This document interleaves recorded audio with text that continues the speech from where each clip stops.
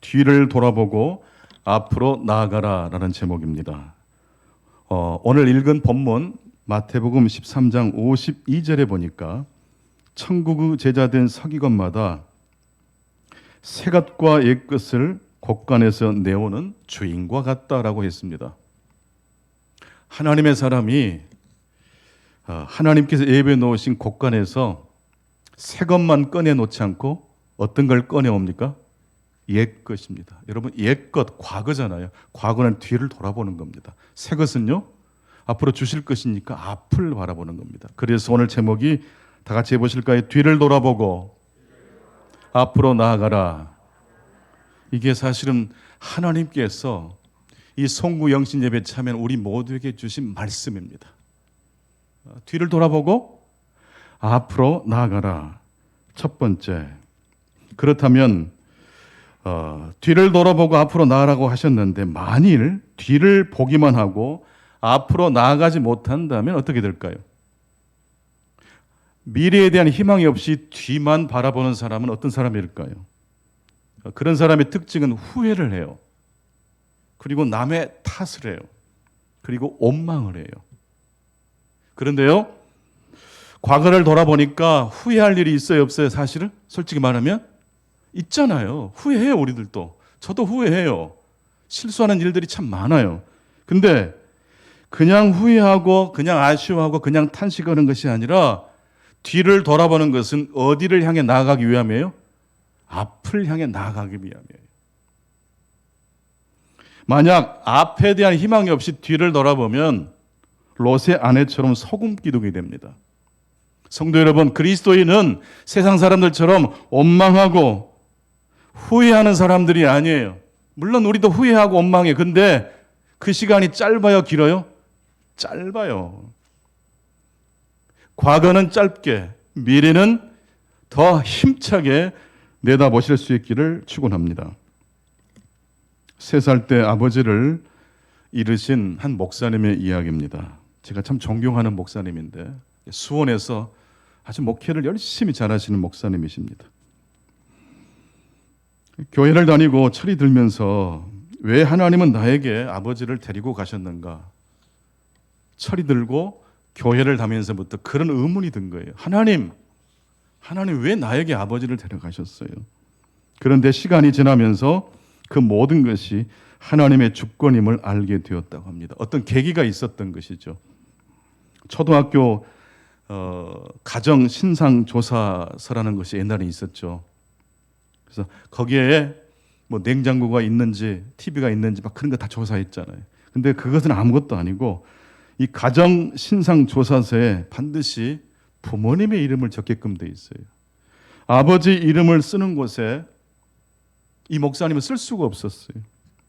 너무 슬펐습니다. 그러다가 어느 순간 아버지란에 이렇게 쓰셨다고 합니다. 하나님이라고. 우리 하나님을 어떻게 부르죠? 아버지라 부르잖아요. 그런데 그렇게 써냈더니 선생님이 부르시더래요. 선생님 불러서 갔더니 선생님이 아무 말씀도 안 하시고 자기를 안아주시더래요. 꼭 끌어안아주시더래요. 그때 이 목사님이 아버지를 데려가신 하나님의 원망에서 하나님의 주권으로 방향을 바꾸게 되셨어요. 원망하고 슬퍼하는 게 아니라 그 선생님이 안아주는 그 순간 힘이 생긴 거예요. 이 선생님 예수님을 믿으셨을까요? 안 믿으셨을까요? 예수님을 믿는 선생님이셨어요. 자, 뒤를 돌아보되 뒤만 돌아보는 것이 아니라 우리의 슬픔, 후회, 회한이 하나님의 은혜를 통해서 미래로 나아갈 수 있는 동력으로 하나님이 사용해 주시기를 축원합니다. 이게 교회도 그런 것 같아요. 하나님을 열렬히 예배하는 분들 보면 상처가 있으신 분일까요? 상처 없이 늘 건강하게 사는 분들이 간절하게 예배드릴까요? 상처, 아픔이 있는 분들이 훨씬 찬송도 예배도 잘 드려요. 과거에 아픔이 있는 사람들이 오히려 하나님을 어제와 오늘과 내일 우리와 함께 하신 하나님을 붙들고 나아가게 되는 줄로 믿습니다. 두 번째로 과거 속에 하나님이 숨겨놓으신 보화가 있습니다. 오늘 말씀 보니까 하나님의 제자된 천국의 서기관은 하나님의 곳간에서 옛 것과 새 것을 꺼내신다고 그랬잖아요. 옛 것이라는 것은 과거입니다. 과거. 여러분, 하나님이 우리 인생에게 주실 보화가 어디에 묻혀 있다고요? 사실 미래는 아직 오지 않았기 때문에 미래는 가야지만이 발견할 수 있어요. 진짜 우리의 보화는, 발견할 수 있는 보화는 어디에 있어요? 어디에 묻혀 있어요? 과거예요. 과거. 오늘 본문 마태복음 13장 44절을 보실까요? 거기에 보면 농부가 밭에 감추인 무엇을 발견했어요? 그럼 이 보화는 언제 묻혀 있었던 걸까요? 과거예요. 과거. 뿐만 아니라 마태복음 13장 46절에도 보면 천국은 마치 좋은 진주를 구하는 장사와 같으니 극히 값진 진주 하나를 어떻게 하며? 발견하며. 이미 있었어요. 진주가. 발견하게 된 거예요. 미래에 있는 게 아니라 이미 과거에 있었던 거예요. 올 한 해 여러분의 삶의 모든 여정 속에 무엇이 묻혀 있다고요? 보화가 있어요. 만약 여러분이 하나님께서 예배해 놓으신 보화를 발견할 수 있다면 여러분은 어떤 보화를 발견하고 싶으십니까?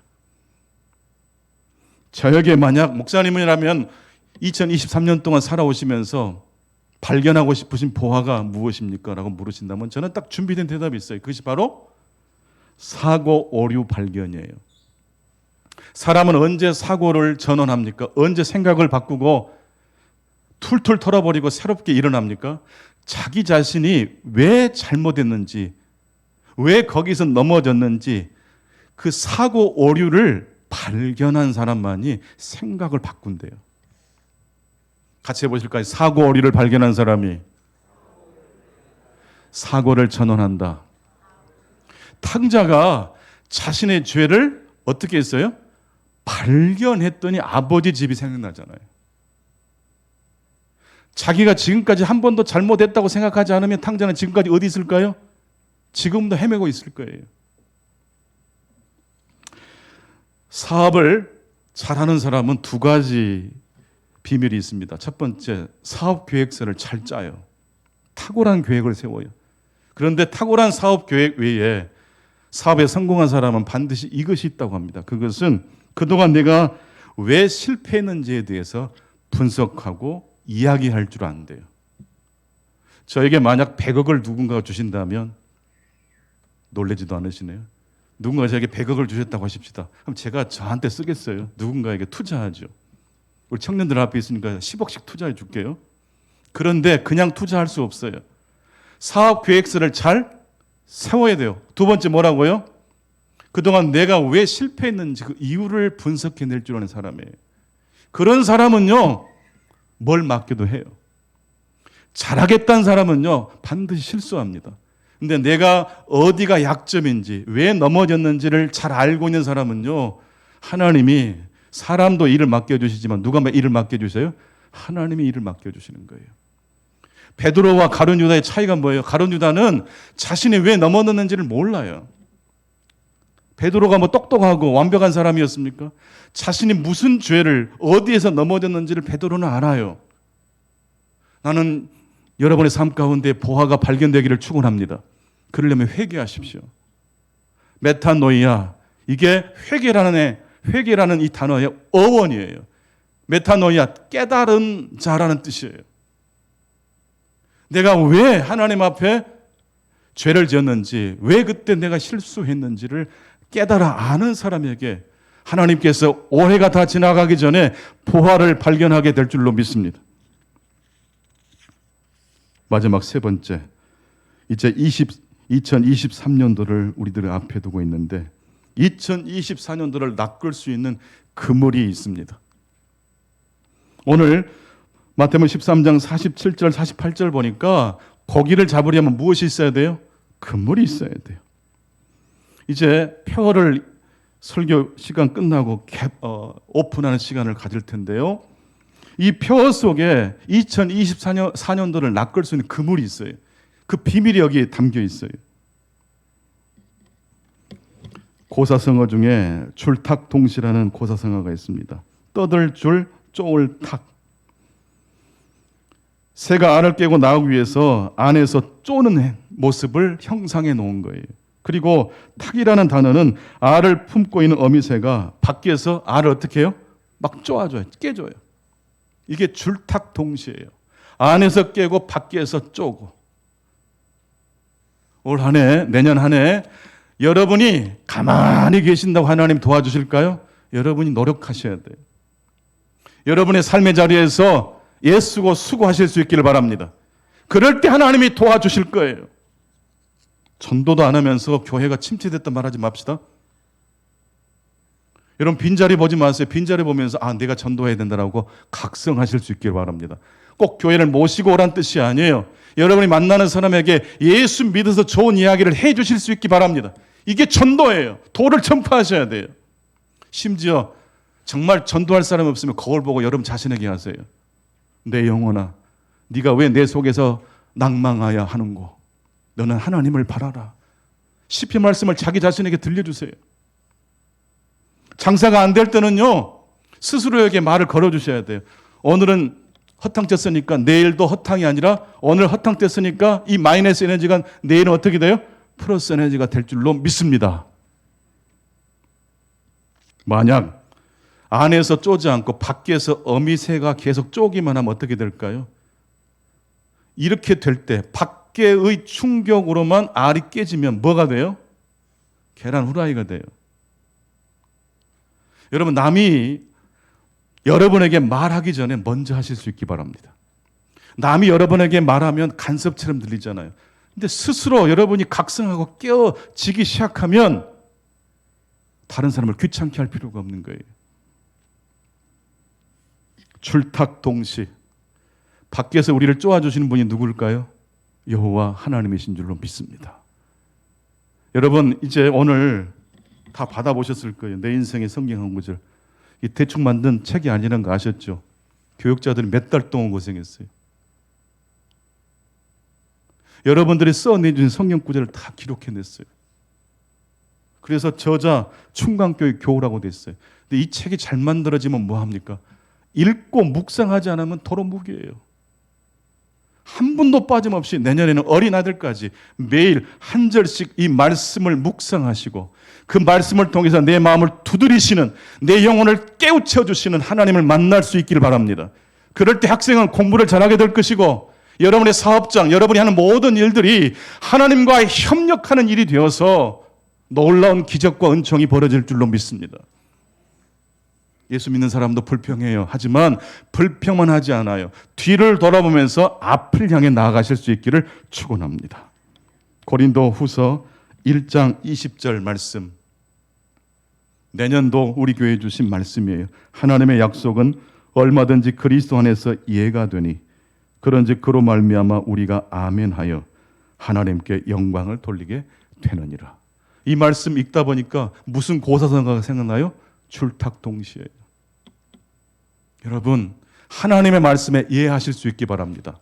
교회가 어떤 비전을 선포하고 성도들에게 비전을 제시할 때 아멘으로 하도하고 따라오시게 되시기를 바랍니다.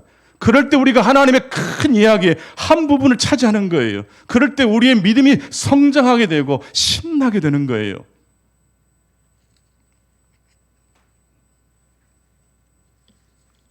하나님의 축복과 은혜가 우리 모든 성도님들과 함께 하시기를 축원합니다. 기도하겠습니다. 주 여호와 하나님 아버지, 이 시간 하나님의 전 앞에 나와 고개 숙이고 엎드린 하나님의 귀한 백성들 한 분 한 분 가운데 하늘문을 여시고 은혜의 빛을 비춰 주옵소서. 줄탁동시.